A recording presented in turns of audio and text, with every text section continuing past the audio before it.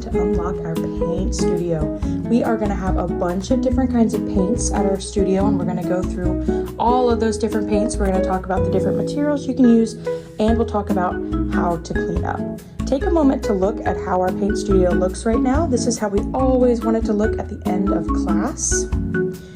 Same with our sinks. We want everything to look just like it is now after we clean up. So, the first thing we have at our paint studio are our liquid tempera paints. Most of the colors, we have our little pump bottles. If we don't have a pump bottle, I'll set down one of these colors in the bottle. If the bottle is not here with our liquid tempera paints, then it is not for use for free choice. So these would not be for use for free choice, just these.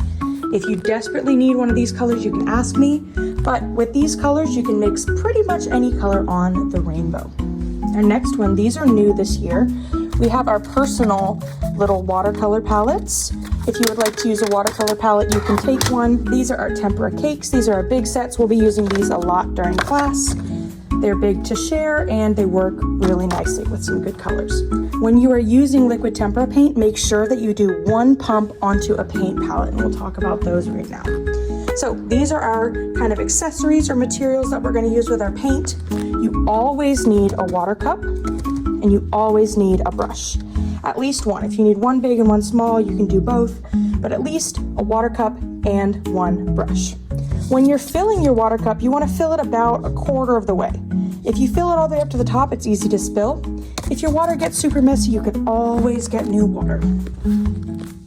These are our mixing palettes or paint palettes. If you'd like to mix colors, you can take one of these. You can use them with our dry watercolors or with the liquid tempera paint. If you're going to be using liquid tempera paint, you need to have a paint palette so you can do one pump into each section. No more than one pump. Again, if you run out, you can always get more. Also new this year, we have some sponges. If you'd like to do sponge painting or you'd like to add some texture to your paintings, you can come and grab one of our sponges. So again, this is everything at our paint studio. We have rags over here.